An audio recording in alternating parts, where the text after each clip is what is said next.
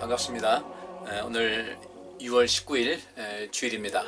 이 시간이 저녁 예배 시간을 통해서 또 하나님의 귀한 은혜를 나누는 귀한 시간 될 수 있기를 원합니다. 오늘 함께 살필 말씀은 사도행전 5장 33절부터 42절까지 말씀입니다. 제가 봉독하겠습니다. 저희가 듣고 크게 노하여 사도들을 없이하고자 할세 바리새인 가말리엘은 교법사로 모든 백성에게 존경을 받는 자라. 공회 중에 일어나 명하사 사도들을 잠깐 밖에 나가게 하고 말하되 이스라엘 사람들아 너희가 이 사람들에게 대하여 어떻게 하려는 것을 조심하라. 이전에 드다가 일어나 스스로 자랑하며 사람이 약 400이나 따르더니 그가 죽임을 당하며 쫓던 사람이 다 흩어져 없어졌고 그 후 호적할 때에 갈릴리 유다가 일어나 백성을 깨어 쫓게 하다가 그도 망한즉 쫓던 사람이 다 흩어졌느니라. 이제 내가 너희에게 말하노니 이 사람들을 상관 말고 버려두라. 이 사상과 소행이 사람에게로서 났으면 무너질 것이요 만일 하나님께로서 났으면 너희가 저희를 무너뜨릴 수 없겠고 도리어 하나님을 대적하는 자가 될까 하노라 하니 저희가 옳게 여겨 사도들을 불러들여 채찍질하며 예수의 이름으로 말하는 것을 금하고 놓으니 사도들은 그 이름을 위하여 능욕받는 일에 합당한 자로 여기심을 기뻐하면서 공회 앞을 떠나니라. 저희가 날마다 성전에 있든지 집에 있든지 예수는 그리스도라 가르치기와 전도하기를 쉬지 아니하니라. 아멘. 오늘 본문 말씀을 살피기 전에 우리 앞에 기록된 내용을 잠깐 살피겠습니다. 베드로와 요한을 필두로 해서 이제 그 사도들이 그 예수님을 대신해서 이제 그 하나님 나라를 위해서 일하고 하나님의 의를 전파하는 가운데 그 미운에 앉은 그 나면서부터 평생 서지도 못하고 걷지도 못했던 이 장애인을 고치는 사건이 나타나게 되죠. 그로 인해서 이제 예루살렘과 그 주변이 온통 그 소란이 나타나게 됐고 그 많은 그 사람들의 그 이 예수님 제자들에 대한 관심과 더불어 이 복음이 퍼져나가는 귀한 그 계기가 되었는데 이것 때문에 이 예수님 제자들이 고난을 당하게 됐어요. 그래서 공회에 끌려가게 되는데 그 끌려가서도 담대하게 말하죠. 절대로 너희는 예수의 이름으로 어떤 일도 하지 말아라. 그 예수의 이름으로 말하는 것도 가르치는 것도 전파하는 것도 못하게 이제 명령을 내리니까 그들은 그렇게 얘기하죠. 우리가 사람의 말을 듣는 것이 옳으냐 하나님의 그 말씀을 듣는 것이 옳으냐 하면서 그것을 단호하게 거부를 합니다. 이 말을 듣고 그들이 감히 이 공의회의 그 권위를 무너뜨리고 또 도전했다라는 그런 아주 불쾌한 마음과 분노하는 마음이 이들에게 임하게 됐어요. 그래서 33절 말씀 보니까 저희가 듣고 크게 노하여 사도들을 없이 하고자 할세. 이렇게 이제 오늘 본문 말씀이 시작됩니다. 자, 오늘 이 본문 말씀 속에서 그 등장하는 그 하나님을 비롯해서 다른 등장 인물들이 있습니다. 제일 처음에 하나님이 여기서 등장하죠. 또 예수님, 우리 하나님께서 이제 등장하시고 그 다음에 이 악인의 모습을 한, 그러니까 이스라엘 백성 전체 사람들에게 존경받고 또 어떤 그 권력도 있고 권위도 있다 하는 이 공의회에서 상당 부분 그 하나님의 뜻과 상관없는 하나님의 일을 한다고 하지만 사실은 하나님과 상관없이 인생을 살아가는 그 악인들, 공의회 의원들 중에 거의 대부분이 그렇습니다. 악인들을 거기서 볼 수 있고 그 다음에 이 공의회 그 참 너무도 참담한 그런 그룹인데 그 가운데서 가말리엘이라는 사람이 여기 나타납니다. 등장인물 중에 또 한 부분이에요. 그 다음에 이제 예수님 제자들이 여기서 등장하게 됩니다. 여기서 이 하나님과 더불어 또 예수님과 더불어 그 나타나는 모든 그 등장인물을 통해서 우리는 몇 가지 그 은혜를 나눌 필요가 있어요. 제일 처음에 예수님의 제자들이 여전히 그 공의회 회원들 그들의 말을 듣지 않고 우리는 하나님의 그 뜻을 따라 사는 것을 우리는 금할 수가 없다. 우리는 이 복음을 증거하는 그 사명을 부름받은 사람이고 하나님의 성령이 우리에게 임했을 때 우리는 이것을 증거하지 않을 수가 없다. 내가 가만히 앉아 있을 수 없다는 거죠. 내 의지로 하긴 하지만 그 내 의지가 성령에 의해서 감동된 그 힘이기 때문에 우리는 그것을 당신들의 말을 따를 수가 없다라고 단호하게 이야기를 해요. 그러니까 이들은 여러 가지 이 공회의 사람들은 이제 두려움이 앞서겠죠. 예수 한 사람을 죽이면 끝날 줄 알았는데 이젠 그 다수의 사람들이 나타나서 여기저기서 이제 동시다발적으로 이 복음의 역사가 나타나게 되니까 두려움도 있었을 것이고, 그 다음에 그들이 갖고 있는 쓸데없는 그 권력욕, 그 권위의식, 그 권위주의적인 이런 모든 것이 또 발동을 해서 그들이 어떻게 결정을 내립니까? 여기 33절에 저희가 듣고 크게 노하여 사도들을 없이 하고자 할세. 이 개혁, 우리 쓰고 있는 개혁 한글 성경은 굉장히 아주 유하게 그 표현하고 있는데 실상 그보다 더 강한 어조예요. 저희가 듣고 굉장히 크게 노했어요. 이 노했다는 것은 아주 몹시 화가 난 상태입니다. 여기서 크게 노했다고 하지만 몹시 화가 나고 이 분노가 하늘을 찌를 듯한 엄청난 그 분노가 자리한 거예요. 그러니까 여기서 말하고 있는 노한다는 단어를 쓸 때 어떤 것이냐면 눈앞에 정말 둘도 없는 그 원수가 눈앞에 보인 거예요. 꿈에도 있지 못하고 막 이럴 정도로 나의 철천지 원수를 눈앞에 대했을 때 그때 일어나는 그런 어떤 분노와 그 안갚음하고자 하는 같은 그 몹시 화가 난 상태, 아주 극렬한 화가 이들에게 임했던 겁니다. 그러니까 어떻게 하냐면 사도들을 없이 하고자 할세 그랬어요. 사도들을 없이 하고자 할세라는 것은 어떤 좀 표현이 좀 약하죠. 실제로 이 말씀의 뜻은 무엇이냐면 그 말을 들은 의회원들은 화가 머리 끝까지 치밀어 올라 사도들을 죽이기로 결단을 한 거예요. 죽이자 이렇게 그 뜻을 모은 겁니다. 그러니까 사도들을 없이 하고자 할세라는 건 없이 하고자 할세 해가지고 뭔가 중지를 놔보려고 한 것이 아니라 이제 저 죽여야 되겠다. 그것이 더 이상 우리는 다른 방법이 없다. 죽여야 되겠다라고 아주 결정을 했습니다. 결정을 했는데 여기 34절 말씀 보니까 그 중에 그 공의회 회원 중에 바리새인인 가말리엘이라는 사람이 있었어요. 이 사람은 교법사였고요. 또 모든 백성에게 존경을 받는 사람이라고 성경은 말하고 있습니다. 이 두 가지인데 이 가말리엘이라는 사람이 어떤 사람인가? 첫째로 교법사다 할 때 율법에 있어 전문가라는 뜻입니다. 교법사라는 것은 율법에 있어 아주 최고의 권위를 갖고 있는 그런 사람이다. 전문가다. 그 다음에 둘째 특징이 모든 백성에게 존경을 받는 사람이라고 그랬어요. 그러니까 사람들은 성향이 다 다른데 그 다른 사람들, 성향이 다른 사람이니까 그 각각의 성향에 따라서 지지하는 사람이 있고 지지하지 않는 사람이 있을 텐데, 근데 여기 있는 말씀 보니까 모든 백성에게라고 했으니까 성향이 어떻든 간에 이 사람은 정말로 존경을 받을 만한 그런 사람이었다는 겁니다. 자연히 그렇게 되니까 어떻게 하겠어요? 그 말에도 권위가 있을 것이고 무게감이 있었겠죠. 이렇게 모든 것을 이들을 사도들을 죽이자 우리 결론했어요. 우리 그냥 사도들을 없이 하고자 할시라고 했지만 실제로 다른 그 원문에 가까운 영어 성경에 보면 decided to kill them 그랬어요. decided to kill them. 그러니까 그들을 죽이기로 decide 결정을 했어요.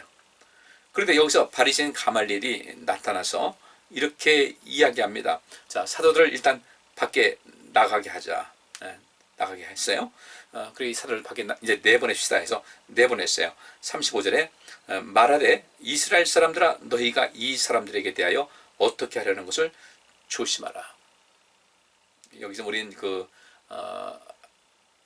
개혁 한글 속에 한글 개혁 속에 이렇게 좀 부드럽게 이야기를 하고 있지만은 이렇게 강하게 어떻게 하는 것을 조심하라 이렇게 이야기하고 있지만 그 동료들에게 정말 존중받는 존경받는 사람답게 이렇게 얘기합니다. 이스라엘 동포 여러분, 이 사람들을 죽이려는 계획은 삼가하는 것이 좋겠습니다. 이 사람들에 대해서 여러분들을 죽이자고 결정을 내렸는데 이것을 다시 한번 재고해서 우리는 이것을 어떻게 할지 결정하는 것에서 상당히 주의를 기울여야 될 것입니다. 라고 이야기를 합니다. 그러니까 워낙 백성들에게도 존경받는 사람이고 또 워낙 이 율법에도 아주 굉장한 그 권위를 갖고 있는 사람이기 때문에 귀를 기울이죠. 이때 36절 말씀에 또 36절과 37절에 두 가지 사례를 이 가말리엘이 이야기를 합니다. 두 가지 사례를 들어서 이들을 설득을 하는 거예요. 31절에 이런 말씀이 있습니다. 이전에 드다가 일어나, 이전에 드다라는 사람이 일어나 스스로 자랑했다. 자기가 예를 들어서 메시아다 뭐 이런 식으로 했겠죠. 대단한 인물로, 위대한 인물로 자기 자신을 선전하고 또 그렇게 사람들을 끌어모으던 사람이 있었습니다. 그때 이 사람을 따라서 약 400이라는 사람이 추종하였습니다. 이 드다라는 사람을 이렇게 자기가 자기 자랑을 하고 나는 뭐 메시아다, 나는 이런 힘이 있다, 그렇게 얘기하니까 이 사람을 따르던 사람이 약 400명이 되었는데, 그가 죽임을 당함에 쫓던 사람이 다 흩어져 없어졌어요. 이 사람이 누구 때문에 누구한테 죽었는지 나오지 않습니다. 분명히 성경 보면요, he was killed라고 해서 죽임을 당한 거예요. 그가 뭐 어떻게 사고로 죽든지 병으로 죽은 것이 아니라 he was killed에서 그가 누군가에 의해서 죽임당했어요. 그러니까 이 사람들이 계속해서 무리를 지어서 그 문제를 일삼으니까 이 로마의 군대가 이 사람을 죽인 것 아닌가 이렇게 생각이 됩니다. 그러니까 이렇게 그가 죽임을 당함에 쫓던 사람이 다 흩어진 그런 사건이 있었습니다. 다 알고 있는 내용이에요. 또 듣습니다. 그래서 37절에 그 후 호적할 때 그러니까 호구조사를 하던 때였어요. 예수님께서 그 베들레헴에서 나셨을 때, 그때도 역시 그 아버지와 그 어머니 요셉과 마리아가 호적 등록하다가 호적할 때, 호구족을 조사할 때 그 호적을 정리하러 가는 그 여정 속에서 예수님께서 태어나신 것이죠. 그때도 이제 이 호구 조사를 할 때 호적을 이렇게 다 살피고 인구 조사하는 그럴 때에 갈릴리 유다라는 사람이, 갈릴리 사람 유다, 갈릴리 유다니까 갈릴리 지역에 유다라는 그 사람이 일어나서 백성을 꿰어 쫓게 했어요. 이 사람이 딱 마찬가지로 이 드다라는 사람 같이 그렇게 했는지 모르겠어요. 또 이 사람이 어떻게 꾸였는지 모르겠어요. 무슨 의도로 또 어떤 주제를 가지고 사람들을 꾸였는지 모르지만 그도 역시 망한 즉 쫓던 사람이 다 흩어졌다. 그래서 그도 망했다는 것이 그도 죽임을 당한 겁니다. 똑같이 위에 드다도 그렇고 이 갈릴리 사람 유다도 마찬가지고 죽임을 당했어요. 그 사람이 리더가 죽게 되니까 그를 뒤쫓던 사람들이 다 흩어졌다는 것이죠. 그러면서 이 두 가지 사례를 이야기하면서 예수님에 대한 얘기를 간접적으로 합니다. 자, 앞에 드다가 그랬고요. 갈릴리 사람 유다가 한때 많은 사람들을 따르게 하고 그것을 통해서 어떤 정치적인 목적이든지 어떤 것이든지 그 일을 했는데, 이 두 사람이 당하니까 그 쫓던 사람이 다 흩어졌다는 겁니다. 다 뿔뿔이 흩어졌어요. 그런데 여기서 예수님을 여기서 이제 대비를 하는 거예요. 이 가말리엘이라는 사람이 대비하는 겁니다. 드다도 죽임당했고 갈릴리 사람 유다도 죽임당했어요. 예수님도 어떻게 됐어요? 죽임당한 거예요. 예수님께서 스스로 목숨을 끊으신 것이 아니라 뭐 병들어 죽으신 것이 아니라 죽임을 당했어요. 세포돼서 심문받고 바로 죽임을 당했어요. 그런데 여기서 차이점이 무엇입니까? 드다도 마찬가지고 갈릴리 사람 유다도 마찬가지고 그들이 죽으니까 그를 쫓던 사람들이 와해돼 가지고 언제 그런 일이 있었냐 이렇게 됐다는 겁니다. 근데 지금 이 예수님의 제자들의 그 상황을 보니까 사뭇 다른 거예요. 그러니까 이 가말리엘이라는 사람은 그 상황을 보니까 전에 이런 일이 있을 때 그 드다와 유다 각각 리더인데, 이 리더가 자기 나름대로 어떤 뜻이 있어서 모르겠어요. 그들이 어떤 뜻을 했는지, 뭐 개인적인 목적을 이루려고 했는지 아니면 독립운동을 했는지 그건 모르겠지만 그들이 죽으니까 쫓던 사람이 흩어졌는데, 지금 이 사도들을 보니까 그때는 사뭇 다르다는 거예요. 그리고 예수님께서 십자가에서 죽으신 지가 한참 됐잖아요. 몇 달 정도 지난 이런 상황인데, 이런 상황 속에서 이 모든 것이 그 드다라든지 유다라는 사람과는 전혀 다른 이 상황이 되더라는 거죠. 그 드다와 유다가 죽었을 때는 바로 해체가 됐는데, 딱 뿔뿔이 흩어졌는데, 이 예수라는 사람이 십자가에 못 박혀 죽었고, 그런데 그 다음에 보니까 오히려 그 예수의 제자들은 더욱더 조직이라면 좀 이상하지만 더욱더 그들의 그 모임과 그들의 열성이 더욱더 탄탄해져서 오히려 우리 이 공회까지도 위협이 되고 있지 않냐. 우리가 이것은 아니었는데라는 그런 의구심이 들지 않냐. 분명히 전과는 다르다는 것, 다른 케이스와는 전혀 다르다는 것이죠. 다른 경우에는 지도자가 죽으면 끝났는데 이 지도자가 죽었음에도 불구하고 이들은 말하기를 우리의 선생님, 또 그분은 하나님의 아들이시고 메시아 곧 그리스도이신데 이분께서는 부활하셨다고 얘기를 합니다. 그리고 그 지도자가 세상을 떠났을 때 그 따랐던 사람들은 흩어지는 것이 자연스러운 건데, 또다시 어떤 리더가 생길 수도 있지만 그것도 아니고 오히려 이들은 죽으셨고 대신 또 부활하신 예수 그리스도를 더욱더 의지하면서 우리가 상상하지 못했던 굉장한 기적을 보이고 또 하나님의 역사가 나타나는 이 상황을 우리가 어떻게 해석해야 될 것이냐. 단순하게 우리를 자극한다고 해서 이 사람들을 죽인다는 것은 자칫 우리에게 굉장히 심각한 문제가 발생할 수 있다는 것을 이야기를 합니다. 그러면서 하나의 제안을 합니다. 여기 38절 말씀에 이제 내가 여러분에게 제안합니다. 이 사람들을 상관 말고 버려두라. 나는 이들을 그대로 내버려둘 것을 제안합니다라는 거예요. 그리고 풀어주라는 거죠. 더 이상 이들과 말다툼하지 말고 또 신문하지도 말고 그냥 이대로 내버려 두자. 만약에 앞선 그 예를 들어서 드다와 유다를 따랐던 사람들이 그 두 사람이 죽고 난 다음에 죽임을 당하고 난 다음에 흩어졌는데 이 예수라는 사람도 죽임당하지 않았냐. 그러면 이것이 이 제자들, 예수님 제자들, 예수라는 사람을 쫓는 이 제자들도 역시 마찬가지로 그들의 인간적인 어떤 생각에 의해서 이것을 한다면은 분명히 그 조직은 와야 될 것이다. 당연한 거죠. 그러면 예수님의 제자들은 왜 더욱더 힘을 얻어서 주의 복음을 증거하고, 근데 이들이 증거하는 것 보니까 이들이 하는 것을 보니까 다른 것이 아니에요. 드다나 유다는 어떤 특정에 의해서 자기 리더라는 것을 자꾸 내세우지 않습니까? 드다는 자기 자랑을 했잖아요. 내가 이런 사람이다. 나는 이런 사람이 나를 따르라. 이렇게 했는데 예수님의 제자들은 그것도 아니었어요.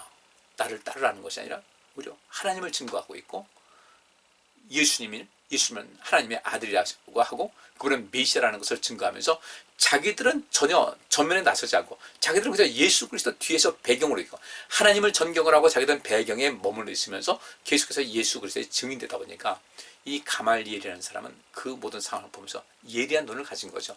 우리가 그런 마음을 가져야 되고 그런 눈을 가질 수 있어야 돼요. 이 상황이 예스럽지 않다는 겁니다. 따라서 이것은 우리가 관찰할 필요가 있다. 지금 이것이 이렇다 저렇다 말하지 말고 관찰할 필요가 있다라고 제안을 해요. 그러면서 이 사람들 더 이상 건들지 말고 상관하지 말고 떠나게 해라. 놔줘라. 그렇게 이야기를 합니다. 이 사람들을 그냥 돌아가게 하고 그 다음에 내버려 두자. 간섭하지 말자. 만일 그들이 가르치고 행하는 것이 이전에 드다와 유다와 같이 그들 마음대로 꾸며낸 것이라면 그들의 계획은 무산될 겁니다. 곧 무너질 것이다. 여기 본문 말씀에 있죠.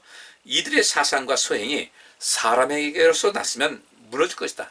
뒤집어질 것이다. 다 없던 일로 될 것이다. 아무 문제 없이 그냥 유냐무냐 될 것이다. 라고 이야기를 하고 39절 말씀 보니까 또 이런 얘기를 합니다. 만일 이런 모든 상황이 하나님께로서 났으면 저들이 말은 이것이 하나님의 뜻이라고 하고 너희들 예수라는 사람의 이름을 입에 거론하지도 말고 그의 이름으로 어떤 말도 하지 말라고 했는데 우리가 하나님을 따를 것이냐 당신들의 말을 따를 것이냐.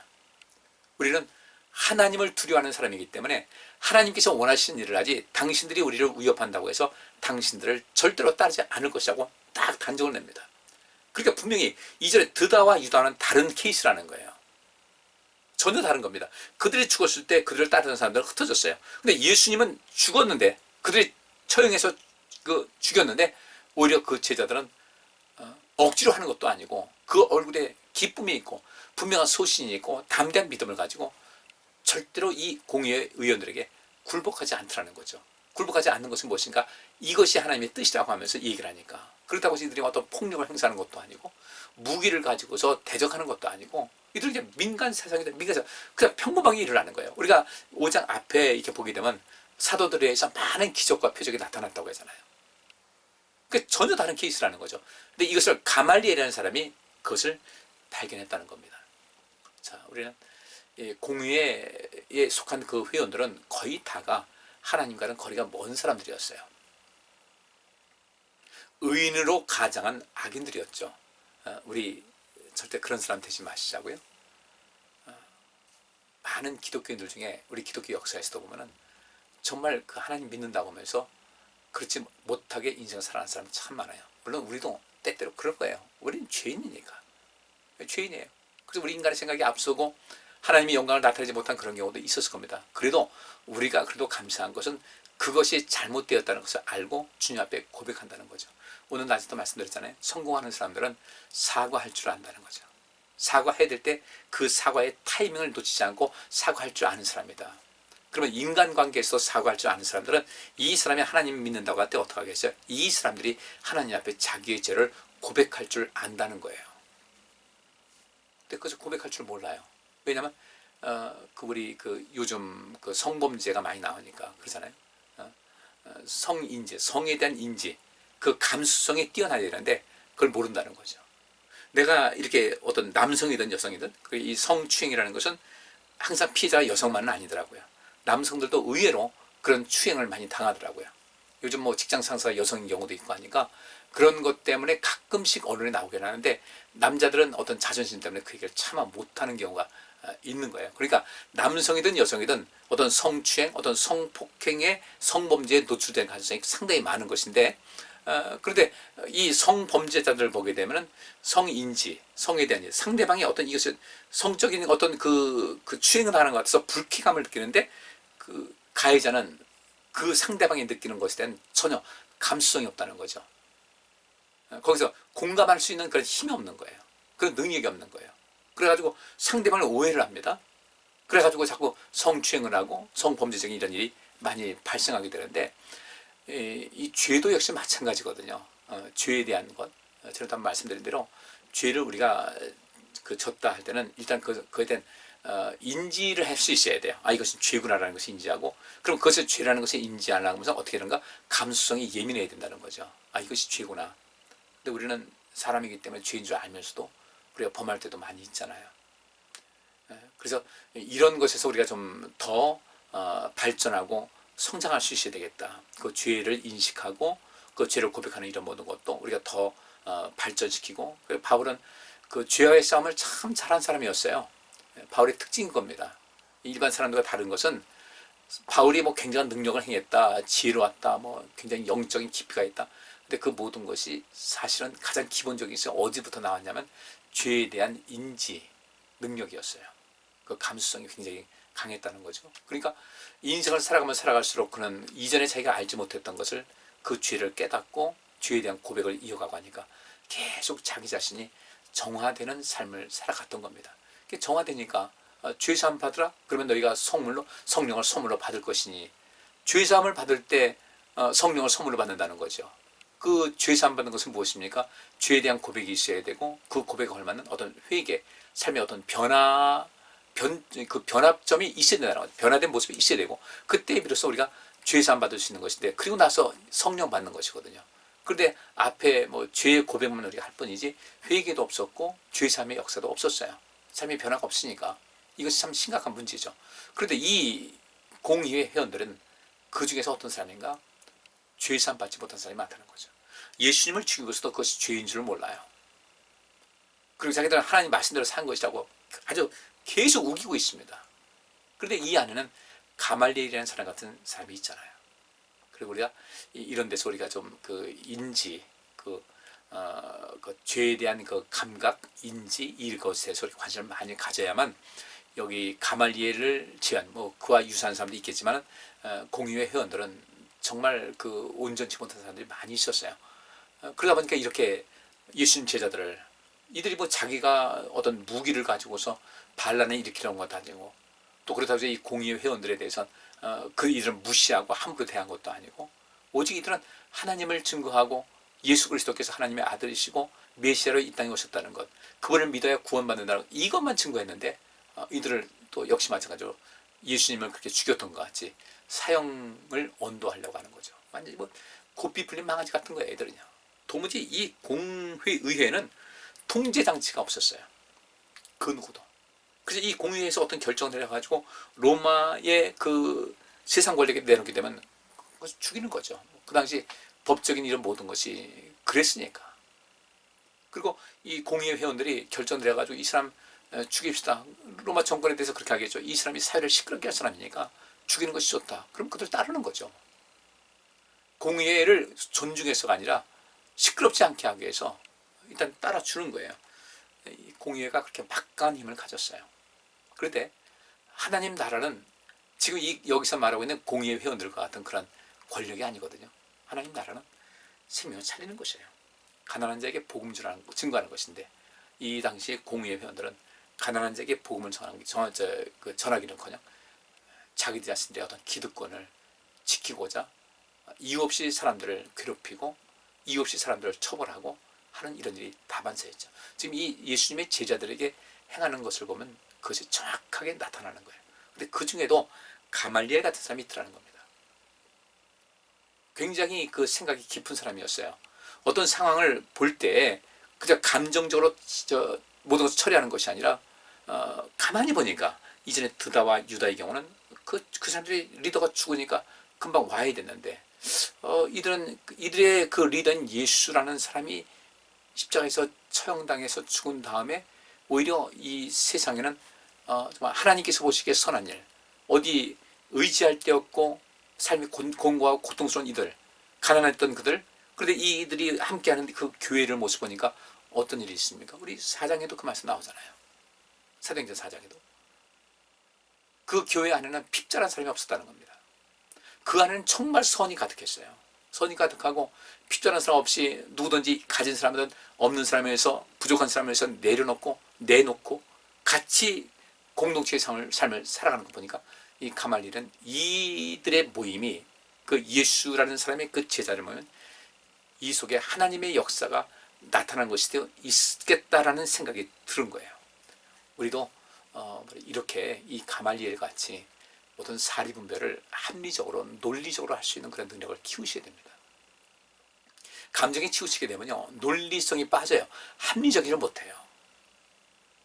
그래서 자기 자신과 뜻을 같이 하는 사람들, 뭐 이런 불량한 사람들 보면 그들과 뜻을 같이 하는 사람들 다 옳다고 하겠죠. 그런데 예수님 제자들이 하나님의 뜻이 어디 있는지 분별하라고 공의회 회원들에게 담대하게 이야기하거든요. 우리가 하나님의 뜻을 따르게 되겠냐? 당신들 같은 사람의 명령을 따라야 되겠냐? 우리는 사람을 따르지 않습니다. 우리는 하나님의 뜻을 따릅니다. 성령께서 역사하시니까 그렇게 담대하게 말씀을 증거하는 거예요. 여기서도 마찬가지. 가말리엘이라는 사람은 상황을 분석할 줄 알았어요.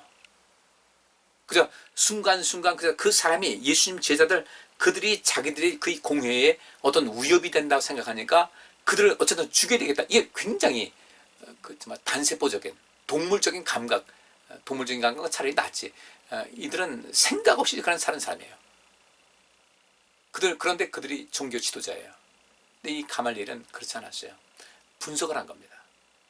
과거의 것과 과거의 케이스와 지금의 케이스 분석해보니까 이건 하나님의 뜻일 수도 있다라는 생각이 든 거예요.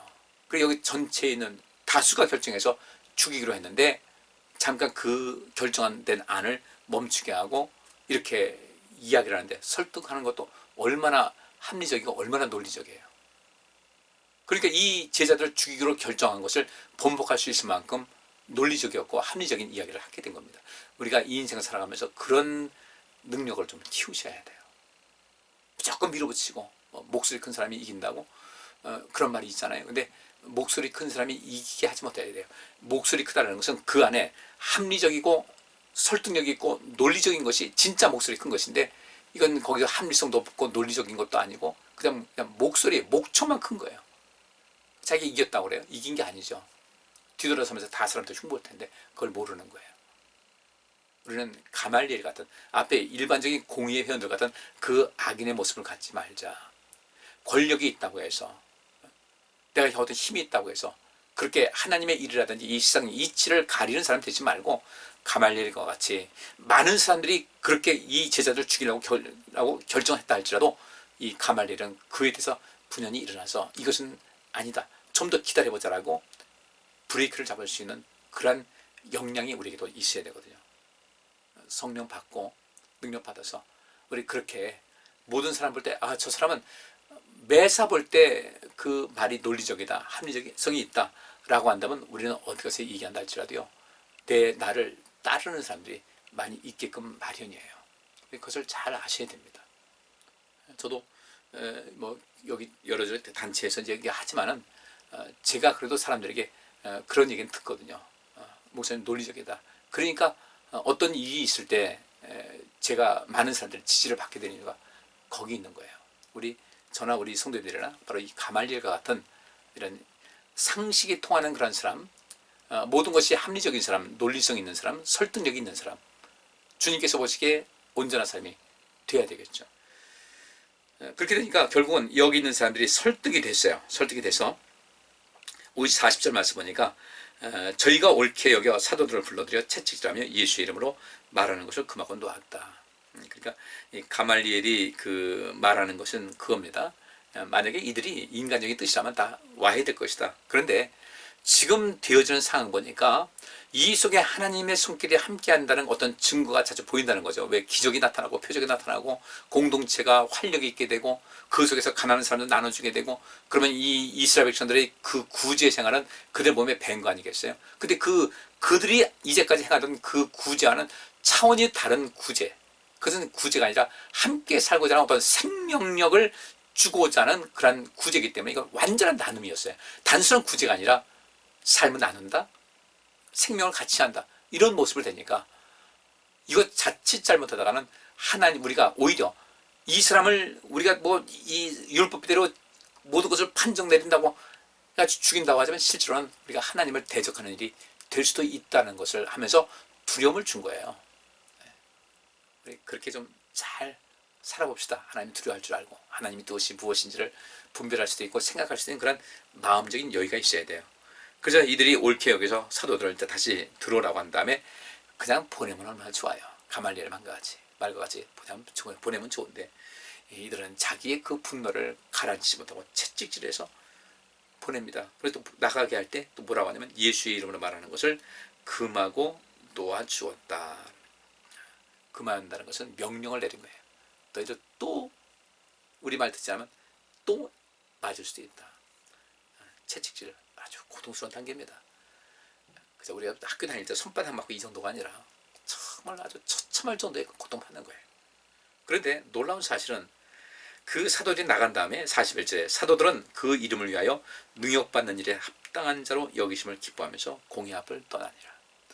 공의의 회원들 앞에서는 정말 어떤 수치스러움, 나 우리를 때려 망신나겠다, 불명예스럽다, 이렇게 생각할 만도 한데 말 맞고 왔으니까 나가서 그렇고, 근데 예수께서 우리를 위해서 십자가에서 죽으셨는데 예수 그리스도의 증인으로서 이런 불명예와 망신과 수치스러움, 그들은 그랬겠죠. 너희가 망신당하니까 좋으냐, 때리면서 말이죠. 수치심 들지, 불명예스럽지, 그러니까 다시는 까불지 마, 이렇게 했을 텐데 그들은 이렇게 이 고난당하는 것을 또 능욕받고 멸시당하고 수치를 당하고 망신을 주는, 그 수치를 주고 망신을 주는 그들의 뭐 상관없었어요. 단지 주를 위해서 함께 그 주님의 고난에 동참할 수 있는 것이 얼마나 감사하고 기쁜지 주님 감사합니다. 기뻐하면서 나와서 그들은 어떻게 했습니까? 42절에 저희가 날마다 성전에 있든지 집에 있든지 예수는 그리스도라 가르치기와 전도하기를 쉬지 않았다. 꼭 기억하시기 바랍니다. 멋지게 사십시다. 이 초기교회 사도들과 같이, 예수님 제자들과 같이 그렇게 사는 여러분들 되시기를 주의 이름으로 축복합니다. 하나님 사랑하고 있습니다. 오늘 낮 시간 말씀대로 우리 모든 최고의 은사, 이 은사라는 것은 어떤 개인에게 이제 분량대로 성령의 뜻대로 나눠준 것이지만 사랑은 우리 모두가 실천해야 될 우리 모두의 과제거든요. 하나님 사랑과 이웃 사랑. 그래서 고린도전서 13장에 그것을 말하고 있는데 우리도 이 제자들과 같이 하나님 사랑, 예수 그리스도의 증인, 생명사역 힘을 다해서 주님의 사랑 받는데 조금 더 부족함이 없는 우리 성도님들 되시기를 간절히 바랍니다. 기도하겠습니다. 하나님, 초기교회 그 예수 믿는 많은 사람들 본받게 하시고 그러한 삶도 우리가 살아갈 수 있도록 도와주옵소서. 가말리엘과 같은 그런 논리적인 사고, 합리성 있는 이런 삶의 양식, 그리고 설득력 있는 그런 삶, 그리고 무엇보다도 하나님을 바라보고 두려워할 줄 아는 그런 마음 우리 모두에게 허락하여 주셔서 진정으로 이 세상에 선한 영향력을 행사할 수 있는 주님의 참된 제자들 되게 하시고 생명의 사역을 힘써 감당할 수 있는 제자들의 삶이 되게 하여 주옵소서. 이 한 주간도 우리 모두를 복되게 하옵소서. 예수 그리스도 이름으로 기도합나이다. 아멘. 감사합니다. 이 한 주도 주 안에서 늘 승리하시고 복되시기를 간절히 바랍니다. 감사합니다.